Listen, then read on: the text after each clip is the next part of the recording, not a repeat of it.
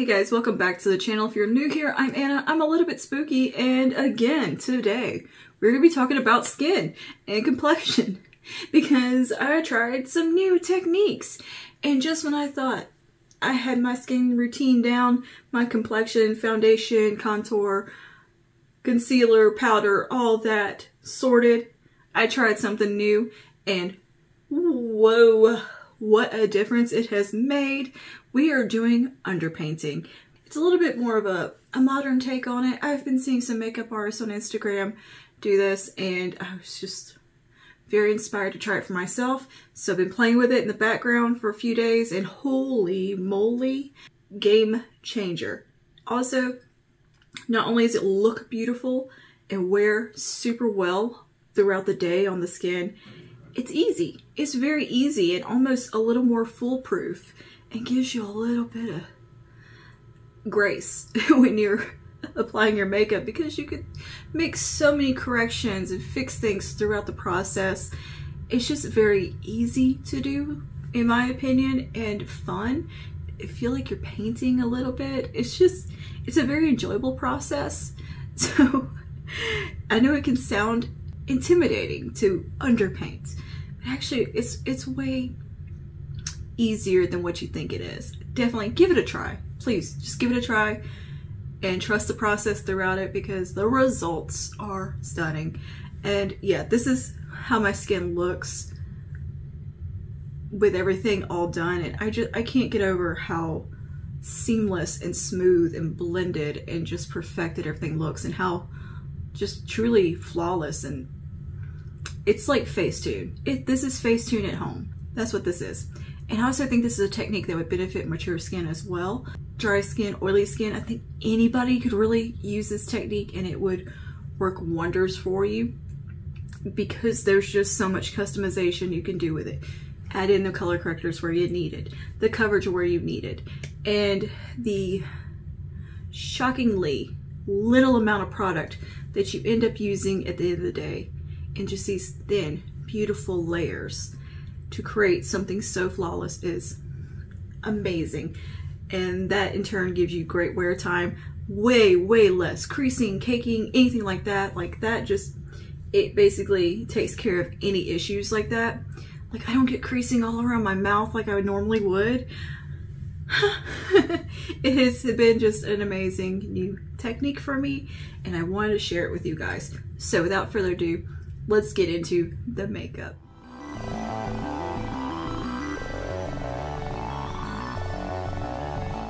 We're going to talk about skin again, and about foundation and all that jazz again, because I think I found an even better method that I like even more than how I did the creamy skin look, the long wear creamy skin look in my previous video I think I just posted about how I've been liking to do my foundation.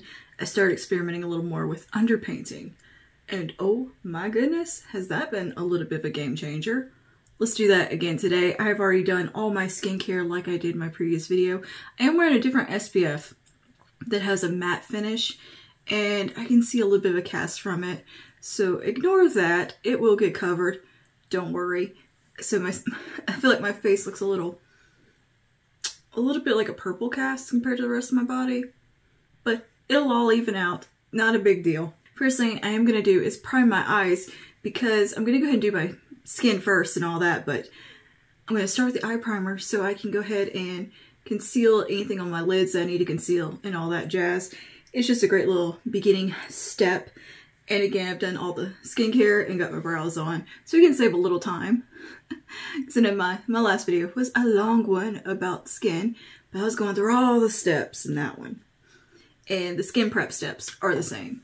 So I'm just going to pat a little bit of this onto my eyelids, because I do have oily lids, and they're hooded, so they tend to get a little creasy. And for my primer today, I'm using the NYX Ultimate Shadow and Liner Primer. This one's fine. It's just a pretty standard eyeshadow primer. I think it's just as good as the Milani or any other high-end option that you're looking at. It does just fine for me and creates that little bit of a tacky base. It doesn't cancel out too much on the lids, like it doesn't have a lot of like pigmentation to it, but it does enough for right now. Next step is I'm going to take a glow product and we do kind of the same thing I did with the previous creamy skin look. I'm going to take some of the Halo Glow from e.l.f. because I did actually finish up my little thing of Flawless Filter and I got a full size, but we're using the Halo Glow. I'm going to go ahead and take that on the high points and kind of around the perimeter. This will help kind of balance out that sunscreen cast as well because this has a little bit of color to it. Alright, so I'm going to put in those areas and I'm going to buff it out with my e.l.f. Duo Complexion Brush, which has become my favorite brush lately for doing complexion. I'm just going to buff that in, bring it down, make sure it's just all cohesive looking and blended. And whatever wants to come over to the center can, not a big deal. And I think whatever products you choose to use for this method, it's going to be kind of up to you. I think in my brain, the best foundation to use for this type of method is one that is not totally full coverage. Something a little bit more serum-like, but that's just kind of my thinking with it. So for my foundation, I'm going to use the Age Perfect Serum Foundation from L'Oreal, just kind of a radiant finish. I think that one's a really pretty option for this look. The L'Oreal True Match Nude, Hyaluronic Tinted Nude Foundation would be a good one.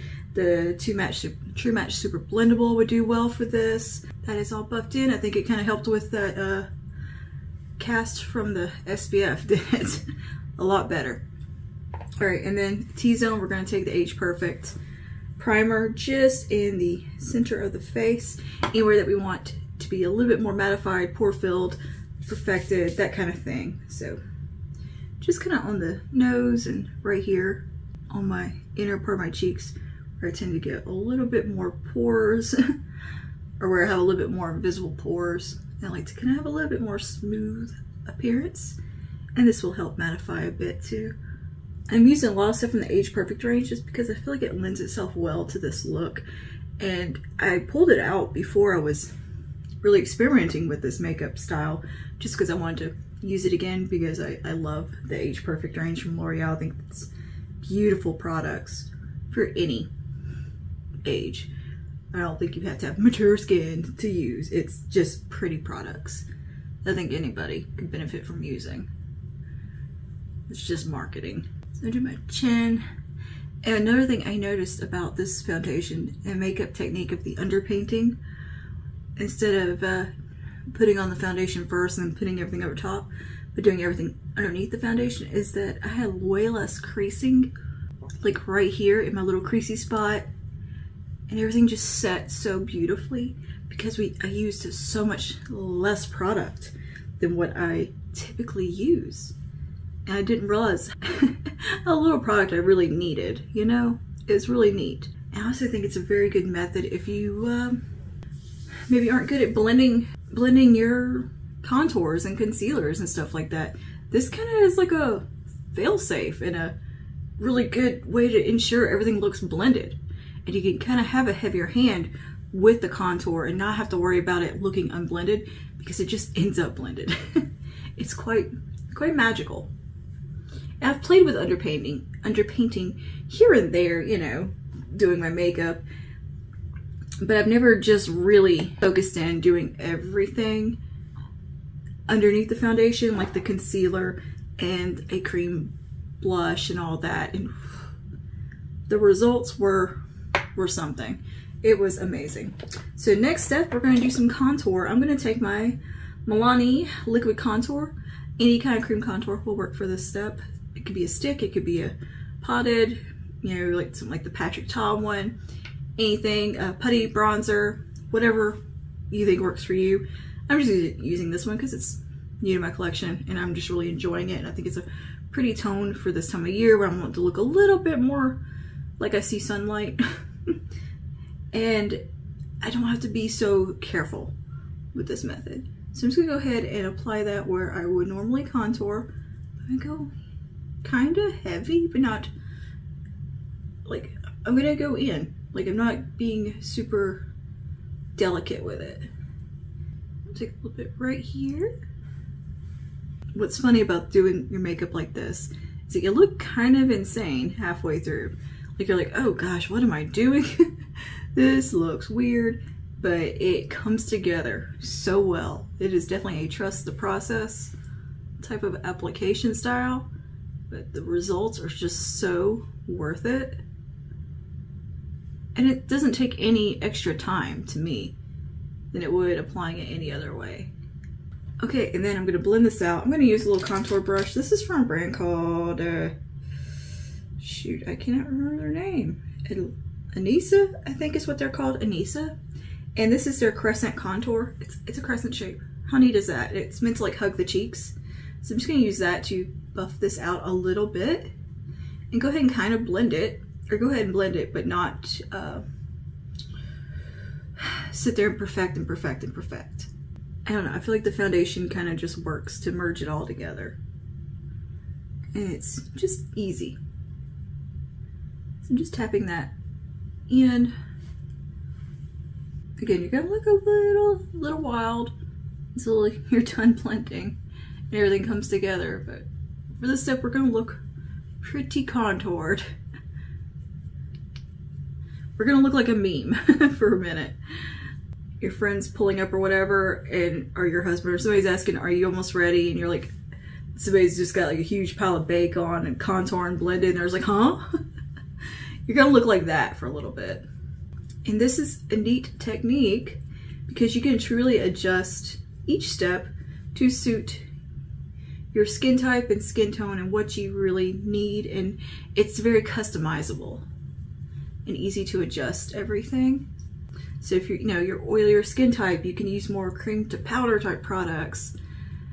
And if you're really dry, you can go with more creamy emollient products and still get the same kind of effect. It's just all up to you, and you can really play and use different formulas and see what works well together. It's quite fun. And again, it's fairly quick. I'm not gonna be too concerned about the contour being like on my nose. Don't worry, we'll fix that in just a second. As long as I have it kind of with the general placement that I want. I'm not great at contouring my nose. Like, it doesn't look great until I'm finished, rather. And just make sure it's blended around the jawline. You do want to bring everything down to the neck and all that, just as you would with any other application method. You don't want anything looking, unblended or out of place. Now I'm gonna do a kind of upward motion with the contour. Okay, looking a little wild, right? Oh, I have a blender on the mouth too. And also, if you really feel like you applied too much during this part, you can really just wipe it away. So it is also giving you a little bit more flexibility in case you accidentally really do overdo stuff, and you have so many opportunities to correct for things throughout this technique. All right, next step is going to be a little bit of cream blush. I think using a slightly more vibrant cream blush for this step looks really nice. So I'm actually going to jump into the Patrick Ta palette because the cream blush in it is so very vibrant and beautiful. And I have the Do We Know Her colorway. And the cream blush in here is like a really vibrant corally pink, or coral, peachy coral. There's the words. And it's very, very impactful. So I think it would be a nice one to use because it's one that is a little bit trickier to use on my skin tone because I'm fair. It can go a little too heavy sometimes. So I think this would be kind of the perfect shade for this. Recently, I've actually been using one of the Jason Wu Hot Fluff lipsticks for this step, and you could use a cream lipstick as well. And using this though as the kind of underpainting blush, and it looked beautiful, absolutely beautiful. But I wanted to use a different product today just to experiment. So yeah, we'll go in with the Patrick Ta one. I mean, you see how much picks up on the brush. I still work off some of that on the back of my hand. And I'm gonna apply that right where I would normally apply my blush. And we are working in light layers at this point. Like with the contour, that's a very thin contour product, so it doesn't look heavy on the skin and you can kind of get away with it like that, applying a decent amount because it's such a thin skin-like formula. But if you're using a cream, I would stick to like using ones that are a little bit more of a thinner formulation that aren't too thick and sticky. Some can be a little bit sticky or greasy. I would avoid greasy products myself personally, but again, that depends on your skin type and what it is you like to use. All right, I'm gonna take this kind of up here. But I've been seeing underpainting floating around a lot more lately, and just kind of a bit more of an updated take on it where things just look so natural and soft, and it's not like doing this full glam look. And there is the blush. You can see like coverage happening from those products that I think is really kind of cool to see, because you wouldn't notice that before otherwise. But you can see how there is like coverage from just the bronzer or bronzer contour type product and the cream blush, how some of the freckling and stuff is taken down on my face, and I kind of realized, oh, I don't need that much coverage in those areas. All right, and next we'll do a brightening concealer. I'm gonna take the Age Rewind from Maybelline in the brightening shade. You can use any sort of brightening type of concealer that you like. And I'm gonna focus it like right in here and just swipe a little bit out there. Again, very thin layer. This is a very thin product, and not over applying anything, except maybe a little bit on that contour, but mostly we're being fairly restrained, not going too crazy. I'm going to take a tad of this just down the center of the nose. And we go ahead and blend that out with the little contour, or the little concealer side of this brush from e.l.f. I'm going to let that come over on the lid a little bit and do some correction there. Just keep everything nice and bright.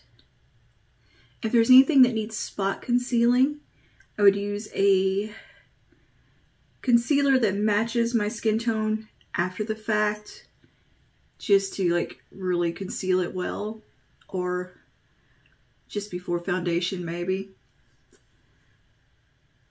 I don't know, I don't really have any active breakouts these days to experiment with there.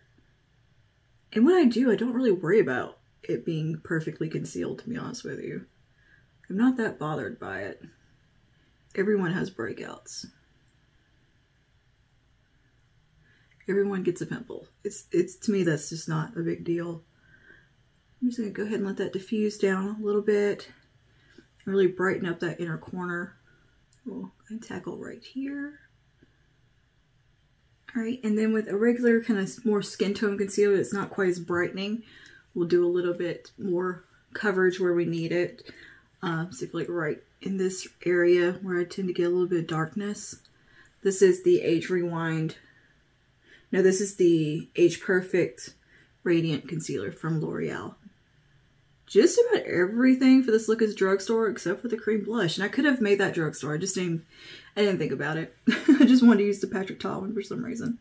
It was what's in my head. And again, not applying much concealer. I've also seen using 2 different shades of foundation with this method. I'm not gonna fool with that. That's too much work for me. Now you're pushing it with me. Is putting in 2 different foundations, like a deeper one and then a lighter one. No. Oh, no, I'm not doing all that. Too much. I'm gonna put a little bit under here just to kind of brighten that up. And you're probably thinking, my gosh, that blush still looks way too strong. Just wait, just wait. Everything is gonna come together. This is probably less concealer than what I would normally apply. Getting around the nostrils, the sides of the nose. Anywhere on me that tends to have a little bit more redness that needs covering.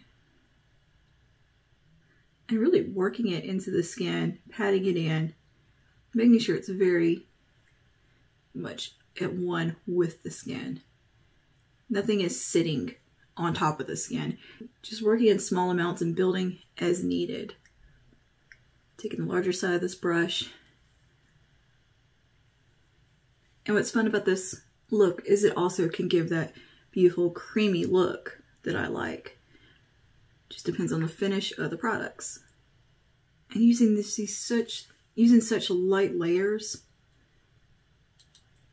to slowly build the coverage and add where it's needed truly is what makes the foundation look natural and like it just belongs there. So things are already starting to look a lot more put together at this point. And now we can go in with the foundation. And I mean a minimal amount here. So I'm going to take the Age Perfect Radiant Serum Foundation and I'm going to squirt out about that much. Just a small amount. And I probably won't even use all of that. We'll see. So I'm going to dip a little bit in. Just a little bit, just enough to get my brush kind of coated. Work it into the bristles. We'll start kind of right here. I'm starting the areas that don't have any color product on it. Like just below the contour blush and just along the jawline here. And slowly let the product start to diffuse into those areas and buff it in. Take the foundation, just kind of work it into the skin super lightly over the contour and bronzer on the forehead here. And see how it just looks like it's coming from within, like it's like naturally tan right there. And you have the natural brightness. It just looks so seamless. It is the most seamless application method. And we still have this much foundation left. Take just a tiny bit more, really work it into the brush. And start to kind of come right into here, over the cheeks. Not use any swiping motions, but more just kind of pressing and patting motions. So that the product's not going to go all over the place. Like the blush isn't going to end up all over my cheek. It's still going to stay where I applied it. It's just going to look pressed. It's just going to look buffed into the skin. And like it just naturally is coming from there. But it's not getting spread everywhere. I'm using just the tiniest amount of foundation for this. Like everything just really starts to come together at this stage and look so pretty. And blended. Take it down the neck a bit. So there's no lines of demarcation anywhere. Everything just looks airbrushed. And look at that. I think that looks so pretty. The skin looks like skin. It still looks like real skin. It just looks ever so more perfected. It's like my skin, but better. Hair stuck to my eyelashes. And at this point, if there's anywhere that you need a little more coverage, this is the perfect time to add that. So I'm taking a little bit more off the back of my hand here. Tiny bit. Just coming right here. I think that looks so nice already. And we got a nice glow from that foundation because it's a radiant finish. And everything just looks very seamless, poreless, perfected. I love it. Very much my ideal type of finish for the skin. And things still look sculpted and bronzed and everything that we want without looking like I took the time to do it. It just looks like that naturally should be there on my skin, right? That's what I like about this look. And we still have a good bit of foundation left on our hand that I didn't use, or on my hand rather. If you wanted to add anything else with your creams, this is the time to do it. Like if you need a little more brightening on the eye or any other corrections that you want to make, this would be the time to do it. Because now we're going to set everything in with powder. I'm just going to make sure there's no creasing under the eye here. And I'm going to take my e.l.f. Halo Glow Setting Powder. This is in the pink shade, light pink. Little tiny fluffy brush to begin, just to really set the under eye area. I'm just going to dust that along. You could use a little puff for this step. Really press it into the skin. I just need to get me one of those dang little puffs. I keep forgetting about it. I feel like this is a pretty fast way to go through all these steps and get that really nice looking skin without it taking too long or having to really be so careful and worrying about making a mistake. Like, you can just kind of throw it on and it just all works. Thing you don't want to do is really take your foundation brush or whatever and just start going to town blending. You want to just be a little bit more controlled with it. I would say, you know, stick to the areas that don't have any color on them first and kind of start to pat out and let it blend into the bronzer and the blush from there. And that's what gives that very airbrushed, diffused look. And you get such good longevity from this because of the product layering. The thin layers of product. We're going to go in with the powder counterparts to all these products after we get everything powdered. So just powdering. Really making sure around the eyes is good and powdered.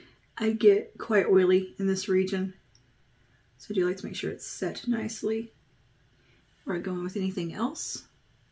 Now I'll move over to a larger powder brush for the rest. Just get everything nice and set down. I feel like this really does give things a nice airbrush, a really pretty airbrush look. Once you kind of start to set it, it just really looks so diffused. I love good diffused makeup. I definitely have a preference these days with how I want everything to look. Like I said the other day, I think in a video about eyeshadow, I want my makeup to scream quiet luxury without the price tag. And to me, that can really just come down to your application and making it work and making it look like you've spent thousands of dollars on your makeup, and you didn't. You could get everything from the drugstore for a really low price point and still have expensive looking skin, if you will. I'm going to take a little bit more of a matte powder just in the very center of the face.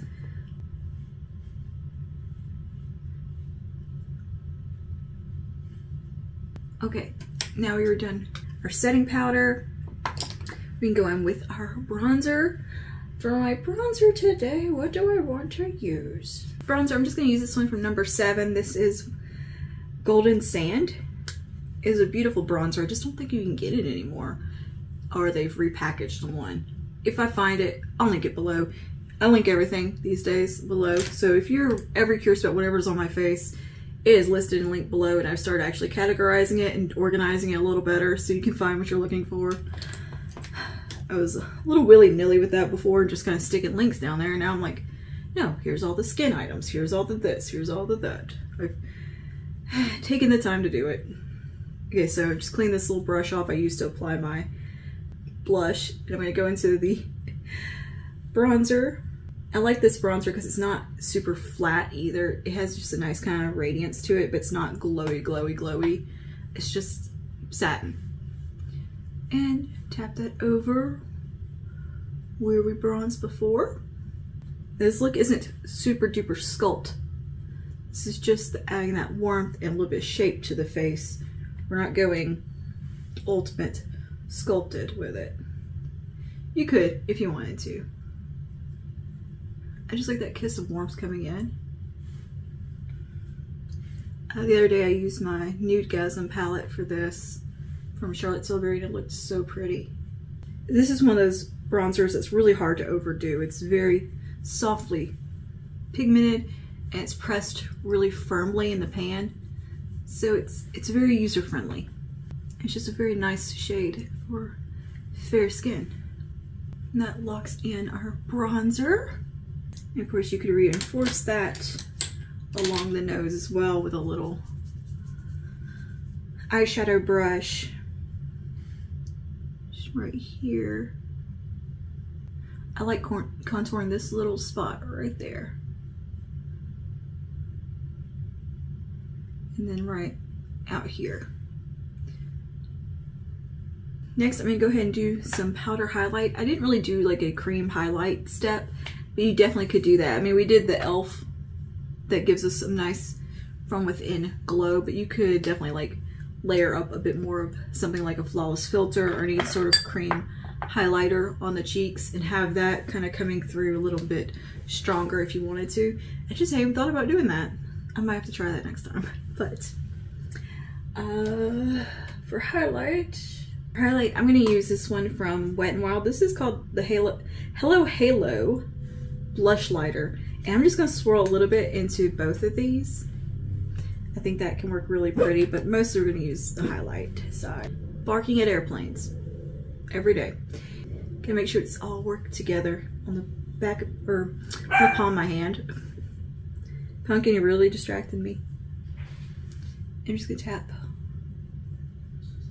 little bit right out here. That's another thing I've kind of gotten away from. It's like a really strong highlight.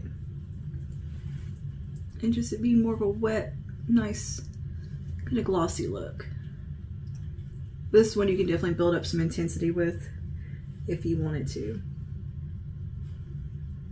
I always do this with my product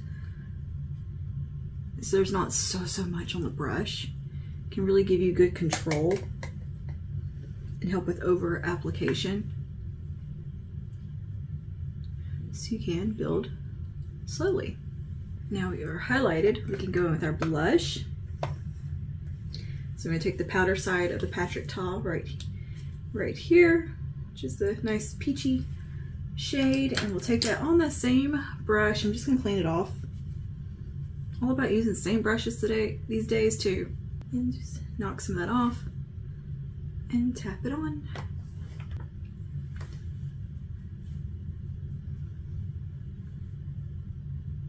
I like to really bring it into the outer corner of the eye a little bit, like right into here. I think that looks so pretty. Very fresh. And let it be in other places on the face. It's very, I don't know, just gives a little bit more of a natural feel.